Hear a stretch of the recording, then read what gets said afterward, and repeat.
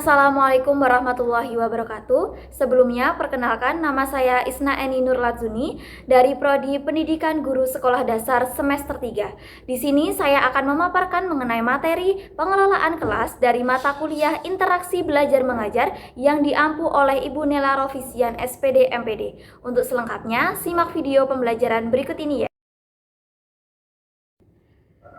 Untuk poin-poin yang akan saya paparkan, yang pertama mengenai pengertian pengelolaan kelas, yang kedua mengenai tujuan pengelolaan kelas, yang ketiga mengenai faktor penghambat pengelolaan kelas, untuk yang keempat mengenai indikator yang mempengaruhi keberhasilan pengelolaan kelas, yang kelima ada kesimpulan.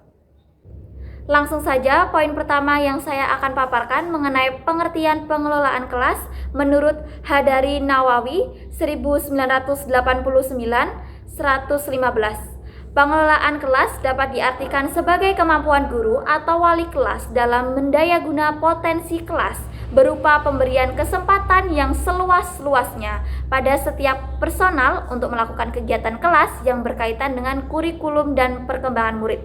Dari pernyataan ahli tersebut dapat kita tarik kesimpulan, yaitu upaya mengelola siswa di dalam kelas itu dapat dilakukan untuk menunjang program pembelajaran dengan jalan menciptakan dan mempertahankan motivasi siswa untuk selalu ikut terlibat dan berperan serta dalam proses pendidikan di sekolah, seperti itu.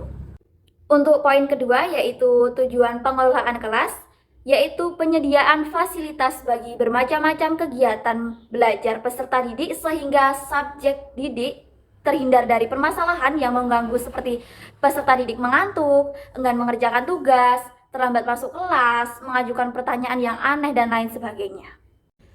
Untuk selanjutnya, poin yang ketiga yaitu mengenai faktor penghambat pengelolaan kelas. Yang pertama adalah faktor guru. Di antaranya, yang pertama mengenai tipe kepemimpinan guru yang terlalu otoriter, kemudian format belajar mengajar yang terlalu monoton, kemudian kepribadian guru yang kurang hangat dan adil, itu juga dapat menurunkan semangat proses belajar mengajar. Kemudian adanya terbatasnya pengetahuan guru tentang masalah pengelolaan kelas dan pendekatan pengelolaan. Kemudian kurangnya pemahaman guru tentang latar belakang peserta didik juga menjadi salah satu faktor penghambat pengelolaan kelas dari faktor guru, seperti itu. Yang kedua yaitu ada faktor peserta didik. Hal tersebut karena kurangnya kesadaran peserta didik dalam memenuhi tugas dan haknya sebagai anggota pada suatu kelas atau sekolahan merupakan faktor utama dari penyebab masalah pengelolaan kelas tersebut, seperti itu. Untuk yang ketiga yaitu ada faktor keluarga.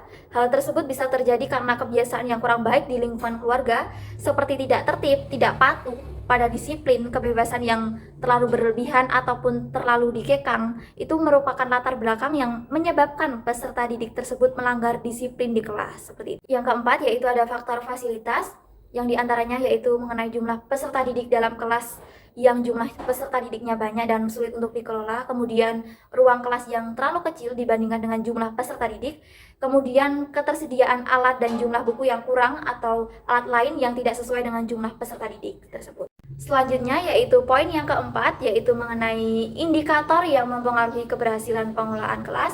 Yang pertama yaitu guru mengerti perbedaan antara mengelola dan mendisiplinkan kelas. Yang kedua, guru yang berhasil dalam mengelola kelas.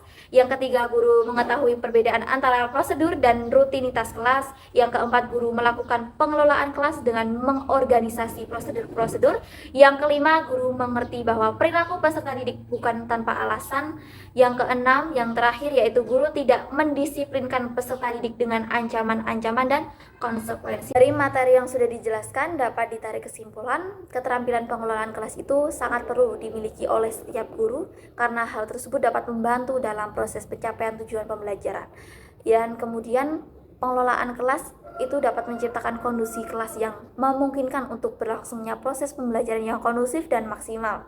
Dan pengelolaan kelas juga ditekankan pada aspek pengaturan lingkungan pembelajaran, yaitu pengaturan siswa dan barang atau fasilitas. Cukup sekian materi yang bisa saya sampaikan, kurang lebihnya mohon maaf. Wassalamualaikum warahmatullahi wabarakatuh.